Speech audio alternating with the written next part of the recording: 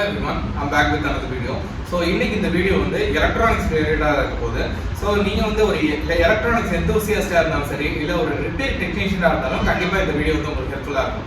So இந்த வீடியோல நம்ம எதை பத்தி பார்க்க போறோம் அப்படின்னு பார்த்தீங்கன்னா மைக்ரோ சால்டரிங் தான். ஸோ சால்டரிங்க்கும் மைக்ரோ சால்டரிங்க்கு என்ன வித்தியாசம்? சால்டரிங்கிறது பெரிய டிப் இருக்கும் அண்ட் அதில் அதிகமான ஹீட் இருக்கும் அண்ட் இதில் வந்து ஒரு பெரிய காம்பனண்ட்டாக இருக்கிற ஒரு விஷயத்தை வந்து ஒரு பிசி போர்டில் நம்மளால ஈஸியாக வந்து பிளேஸ் பண்ண முடியும். இதே மைக்ரோ சால்டரிங்காக இருந்தது அப்படின்னா ஒரு ரொம்ப காம்ப்ளிகேட்டடான ஒரு IC, for example QFN IC, இது மாதிரி ஒரு நிறைய ஐசிஸ் இருக்கு. இது மாதிரி ஐசிஸ் எல்லாத்தையுமே நம்ம என்னதான் ஹாட் ஏர் கன் யூஸ் பண்ணி அந்த ஐசியை வந்து நம்ம கரெக்டாக பிளேஸ் பண்ணாலும் ஸோ அந்த ஐசியில் சில லென்ஸ் மட்டும் கரெக்டாக ஆகாமல் இருந்தது அப்படின்னா ஸோ நீங்கள் மறுபடியும் அந்த ஹாட் ஏர் கன்னை யூஸ் பண்ணி அந்த ஐசியை வந்து கரெக்டாக உட்கார வைக்கிறதுக்கு நீங்கள் வந்து மைக்ரோ சால்டரிங் வச்சுருந்தீங்க அப்படின்னா 5 செகண்ட்ஸில் அந்த வேலை முடிஞ்சிடும். ஸோ இந்த மைக்ரோ சால்டரிங் பார்த்தீங்கன்னா 200 rupeesலேருந்து 8,000 above வரைக்கும் இருக்குது. ஸோ இதை நம்ம ப்ரைஸை வந்து கூட கூட அதில் இருக்கிற ஃபீச்சர்ஸும் ஆட் ஆகிட்டே இருக்கும், அதுக்கேற்ற மாதிரி குவாலிட்டியாகவும் இருக்கும். இப்போ 200 rupeesல வாங்குற மைக்ரோ சால்டரிங்கில் சரியான ஹீட் இருக்காது, சம்டைம்ஸ் வந்து ஓவர் ஹீட் ஆகும். ஓவர் ஹீட் ஆகிறப்போ நம்மளால் நம்ம வைக்கணும்னு நினச்ச காம்பனண்ட் வந்து பேர்ன் ஆகிறதுக்கு வாய்ப்பு இருக்குது. ஸோ இது மாதிரி நிறைய ப்ராப்ளம்ஸ் வரும். ஸோ இப்போ நம்ம கம்மியாகவும் பை பண்ண வேண்டாம், அதிகமான ஒரு ப்ரைஸ் கொடுத்தோம் நம்ம வாங்குறதுக்கு தயாராக இல்லை. ஆனால் நான் ஒரு பெஸ்ட் டு பை ஒரு செக்மெண்ட்டில் நான் ஒரு மைக்ரோ சால்டரிங் வாங்கணும் அப்படின்னு நினச்சிங்க அப்படின்னா T12 சீரிஸ் வந்து ஒரு நல்ல ஒரு சாய்ஸ். ஸோ இந்த T12 சீரிஸ் வந்து நிறைய மேனுஃபேக்சரர்ஸ் வந்து ப்ரொவைட் பண்ணுறாங்க. இந்த இதில் பார்த்தீங்கன்னா OSS டீம்லேருந்து லான்ச் பண்ணக்கூடிய T12-D+ம் T12-X இந்த ரெண்டு சீரிஸ் வந்து ரொம்பவே நல்லா ஃபேமஸாக இருக்குது. அண்ட் பொதுவாக இந்த டெக்னீஷியன்ஸ் மத்தியில் இந்த ரெண்டு சால்டரிங் ஸ்டேஷன்ஸ் வந்து ரொம்பவே பாப்புலராக இருக்குன்னு கூட சொல்லலாம். ஏன் அப்படின்னு சொன்னால் இந்த T12-D+ அண்ட் T12-X இது ரெண்டுமே பார்த்தீங்கன்னா ரொம்பவே குயிக்காக அதோட ஹீட் டைம் வந்து அச்சீவ் பண்ணிடும். அண்ட் இந்த T12-D+லையும் T12-Xலையும் என்னென்ன ஃபீச்சர்ஸ் வந்து மாறுபடுது அண்ட் இந்த T12-D+க்கும் T12-Xக்கும் என்ன டிஃப்ரென்ஸ் இருக்குது அப்படின்றத இந்த வீடியோவில் நான் உங்களுக்கு சொல்கிறேன். ஆக்சுவலாக வந்து இதை வந்து ஒரு ரிவ்யூ வீடியோவாக தான் பண்ணலான்னு இருந்தேன். ஆனால் அந்த ரிவ்யூ வீடியோ பண்ணுறதுக்கு முன்னாடியே ஒரு சின்ன சம்பவம் ஒன்று நிகழ்ந்துச்சு. ஸோ இது ஒர்க்கிங் ரிலேட்டடாக D+க்கும் T12-Xக்கும் என்ன வித்தியாசம் அப்படின்றத பார்ப்போம். ஸோ T12-D+ வந்து ஃபேன் போட்டுட்டு யூஸ் பண்ணோம் அப்படின்னா அதோட ஹீட் வந்து பார்த்தீங்கன்னா கன்சிஸ்டண்ட்டாக இருக்காது. ஸோ அதில் வந்து போட்டிருக்க ஐசி, அதில் போட்டிருக்க அந்த மெத்தடாலஜி வந்து பார்த்தீங்கன்னா அந்த ஹீட்டை வந்து கொஞ்சம் டிசிபேட் பண்ணுற மாதிரி தான் இருக்குது. இதே வந்து T12-Xல பார்த்தீங்கன்னா நீங்கள் ஒரு டெம்பரேச்சர் செட் பண்ணிட்டீங்கன்னா அந்த டெம்பரேச்சர் கன்சிஸ்டண்ட்டாக நீங்கள் அந்த ஒர்க்கை முடிக்கிற வரைக்கும் இருக்கும், அது நீங்கள் ஃபேன் போட்டிருந்தாலும் சரி. ஸோ இது வந்து மெயினான ஒரு இஷ்யூவாக இருக்கும் இந்த T12-D+க்கும் T12-Xக்கும். அது போக இந்த T12-D+க்கும் T12-Xக்கும் விஷுவலாக என்ன சேஞ்சஸ் இருக்குது அப்படின்னு பார்த்தீங்கன்னா அதில் வந்து டிஸ்பிளேல வந்து வெறும் டெம்பரேச்சர்ஸ் மட்டும் தான் காட்டும். இதில் வந்து பார்த்தீங்கன்னா உங்களுக்கு whole set of menu instructions எல்லாம் இருக்கும். ஸோ இந்த மெனு இன்ஸ்ட்ரக்ஷன்ஸ் எல்லாத்தையும் எக்ஸ்பிளைன் பண்ணி நான் வந்து இந்த வீடியோலேயே அட்டாச் பண்ணுறேன், நீங்கள் பாருங்கள். ஆக்சுவலாக நம்மளோட ஸ்டோருக்கு ஒரு T12-X வந்து வாங்கலாம்னு சொல்லி ஒரு ரீசெண்டாக பர்ச்சேஸ் பண்ணியிருந்தேன்.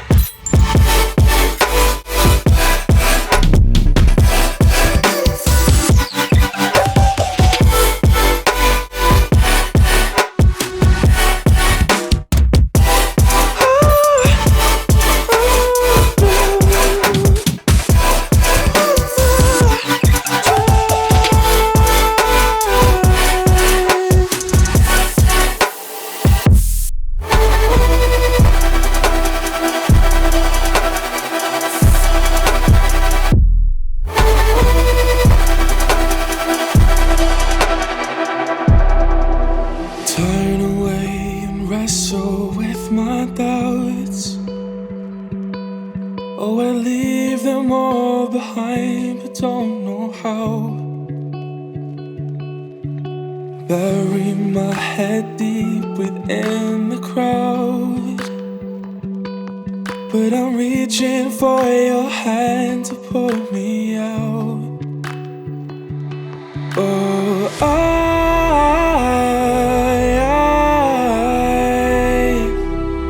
are you the one when I try to look, I wish I'd find? Oh,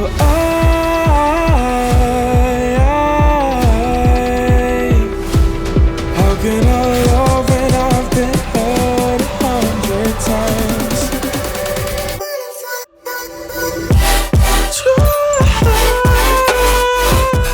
So அந்த T12-X டிஸ்க் வாங்கிட்டு அதில் பார்த்தீங்கன்னா அதில் மேலே இருந்த கிளாஸ் கோட்டிங் வந்து ரொம்பவே வந்து ஒரு மாதிரி டல்லாகவும் டிம்டாகவும் இருந்தது.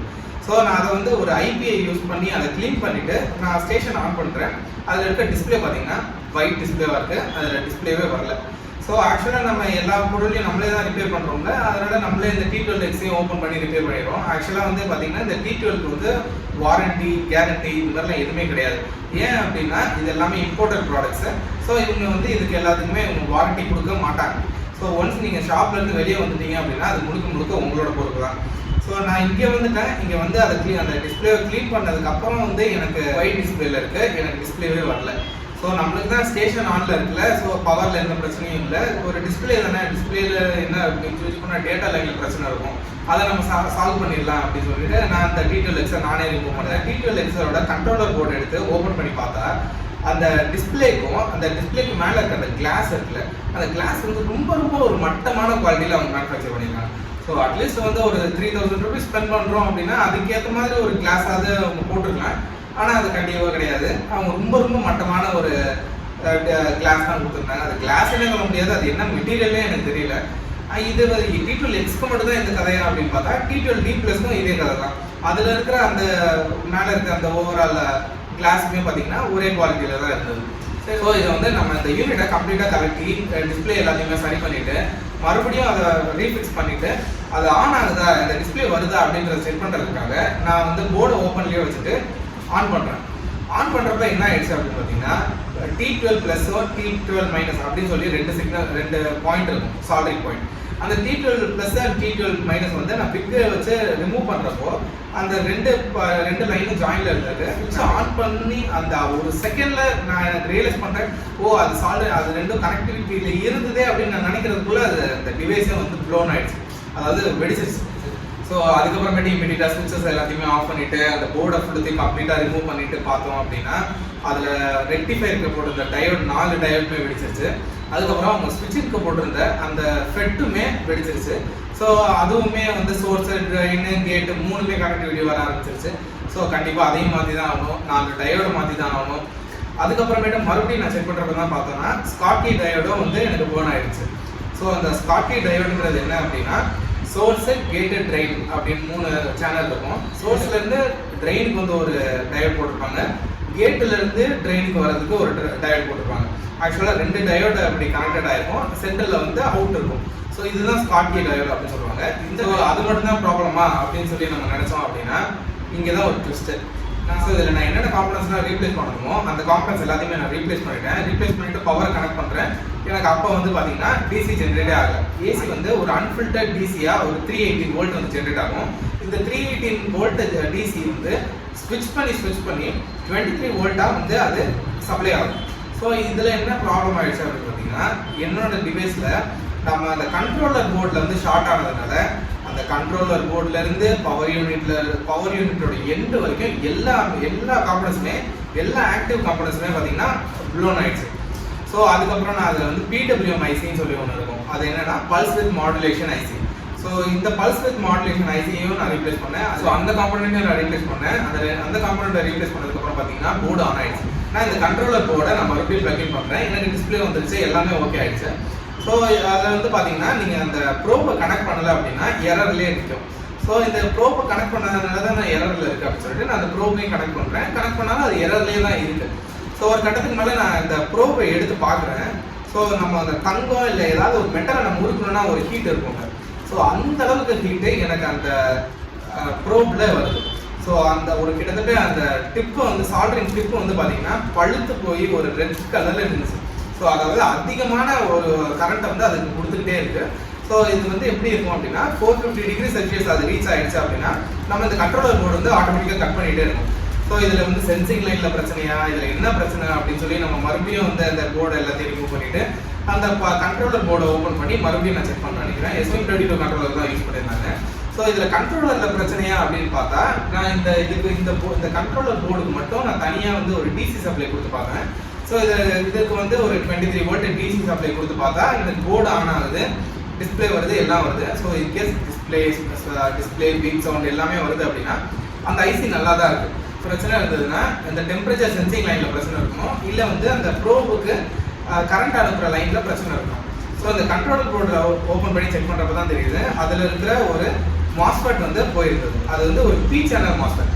பி சேனல் மாஸ்ஃபெட்னா என்ன அப்படின்னா சோர்ஸ்லேருந்து ட்ரெயினுக்கு கண்டக்ட் பண்ணுவோம். எப்போ கண்டக்ட் பண்ணுவோம் அப்படின்னா கேட்டில் வந்து ஒரு லோவான வோல்டேஜ் வரப்போ அது கண்டக்ட் பண்ணும். ஸோ இந்த கேட்டை வந்து கண்ட்ரோல் பண்ணுறது யாருன்னு பார்த்தீங்கன்னா மைக்ரோ கண்ட்ரோலர். ஆக்சுவலாக இந்த போர்டில் இவங்க போட்டிருந்த இந்த சீரீஸான மாஸ்ஃபெட் வந்து அவைலபிளாக இல்லை மார்க்கெட்டில். ஸோ அதுக்கப்புறம் நம்ம இதோட டேட்டா ஷீட்லாம் எடுத்து பார்க்குறப்ப நான் என்ன தெரிஞ்சுக்கிட்டேன் அப்படின்னா இந்த மாஸ்ஃபெட் வந்து ஒரு 30 வோல்ட்டை ஸ்விட்ச் பண்ணக்கூடிய ஒரு மாஸ்ஃபெட் தான். மாஸ்ஃபெட்டை பொறுத்த வரைக்கும் நீங்கள் 2 விஷயம் மெயினாக பார்க்கணும். ஒன்று வந்து அது பி சேனலா என் சேனலா அப்படின்றத பார்க்கணும். ரெண்டாவது வந்து அந்த மாஸ்ஃபெட் வந்து எத்தனை வோல்ட்டை வந்து அதை ட்ரான்ஸ்ஃபர் பண்ணுறதுக்கு அது தகுதியான மாஸ்ஃபெட் அப்படின்றத பார்க்கணும். ஸோ இது வந்து 30 வோல்ட் வரைக்கும் சப்போர்ட்டபுளான ஒரு மாஸ்ஃபெட். ஆக்சுவலாக பார்த்தீங்கன்னா என்கிட்ட நிறைய எலக்ட்ரானிக் போர்டு இருந்தது, ஸ்கிராப் போர்டு இருந்தது. ஸ்கிராப் போர்டுன்னு சொல்கிறத விட அதெல்லாம் டோனார் போர்ட்ஸ்னு சொல்லலாம். ஏன்னா அந்த ஸ்கிராப் போர்ட்ஸில் இருக்கிற பல காம்பனன்ட்ஸ் வந்து எனக்கு ரொம்பவே யூஸ்ஃபுல்லாக இருந்தது. அந்த ஒரு போர்ட்ஸில் இருந்து ஒரு பி சேனல் மாஸ்ஃபெட்டை எடுத்து இதை நான் ஸ்விட்ச் பண்ணிவிட்டு நான் ப்ளக்இன் பண்ணேன்.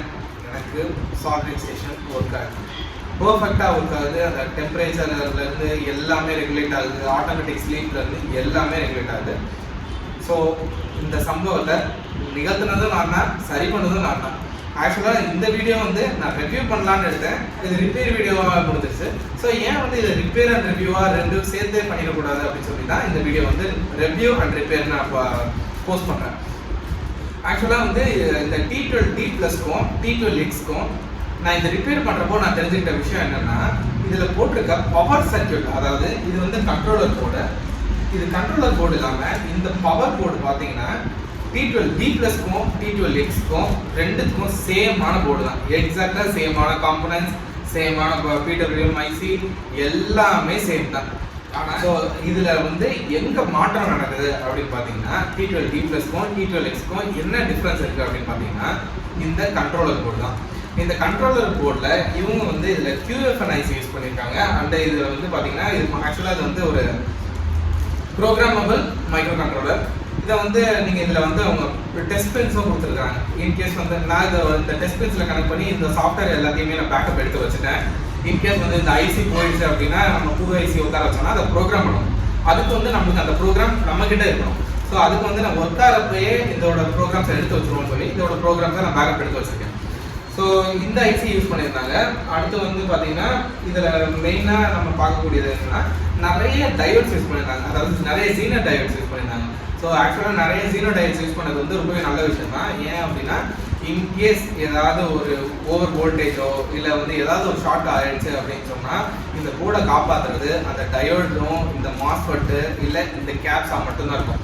மேக்ஸிமம் கேப்ஸ் வந்து காப்பாற்றாது, கண்டிப்பாக டயோட்ஸ் தான் காப்பாற்றும். ஸோ ஆக்சுவலாக ஒரு ஷார்ட் சர்க்யூட் வந்து இந்த கண்ட்ரோலர் போர்டில் நடக்குது அப்படின்னா ஃபஸ்ட்டு அடி வாங்கக்கூடியது வந்து ஐசி அடி வாங்கிடும், இல்லை வந்து அது லைனில் இருக்கிற மாஸ்ஃபெட்ஸ் டயோட்ஸ் வந்து பர்ன் ஆகிடும்.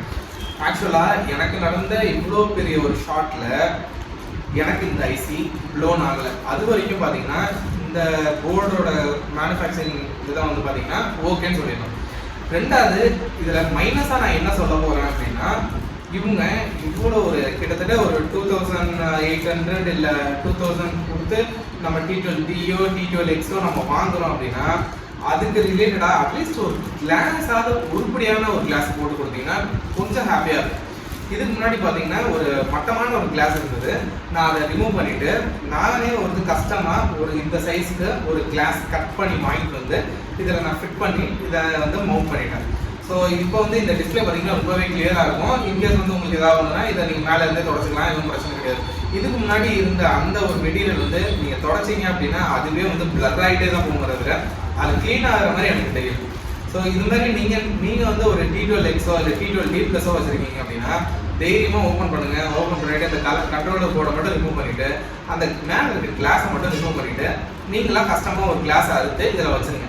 அதுதான் பெஸ்ட்டுன்னு கூட சொல்லுவேன். ஸோ T12-Xக்கும் T12-D+க்கும் டிஃப்ரென்ஸ்னா இந்த கண்ட்ரோலர் போர்டு மட்டும்தான், மற்றபடி வேறு எதுவுமே கிடையாது ஹார்ட்வேர் ரிலேட்டடாக. அண்ட் இந்த வீடியோவில் நான் இந்த ரிப்பேர் பண்ண இந்த சீக்வன்ஸையும் வந்து கொஞ்சம் நான் போஸ்ட் பண்ணுறேன், நீங்கள் பார்த்துக்கோங்க. அண்ட் நீங்கள் வந்து ஒரு டெக்னீஷியனாக இருக்கீங்க, உங்களோட T12-D+ஓ இல்லை T12-Xஓ வந்து ரிப்பேராக இருக்குது அப்படின்னா ஏதாவது டவுட்ஸ் அப்படின்னா நீங்கள் தாராளமாக என்கிட்ட கேட்கலாம். அரசு வந்து இந்த மைக்ரோ சால்டிங் ஸ்டேஷனை நீங்கள் வந்து சரி பண்ணணும் அப்படின்னு நினச்சிங்கனாலும் என்னை நீங்கள் கான்டாக்ட் பண்ணலாம் தாராளமாக, நான் இதை சரி பண்ணி தரேன். இதுக்கு நடுவில் போட்டிருக்க என்ன காம்பனன்ஸ் எல்லாம் ஆக்டிவாக இருக்குது, அதை நம்ம எப்படி செக் பண்ணுறது, அதை பற்றிலாம் நான் இன்னும் டீட்டெயிலாக எக்ஸ்பிளைன் பண்ணணும்னு எனக்கும் ஆசை தான். ஆனால் இந்த வீடியோ வந்து ரொம்ப லென்த்தாக போயிடும். அண்ட் இதெல்லாம் வந்து தனித்தனியாக இன்னொரு டாப்பிக்கில் நான் கவர் பண்ணலான்னு இருக்கேன். அண்ட் இந்த வீடியோ நான் இதோட முடிச்சுக்கிறேன். இதுமாரி நான் இன்னொரு வீடியோ சந்திக்கிறேன். And stay safe, please.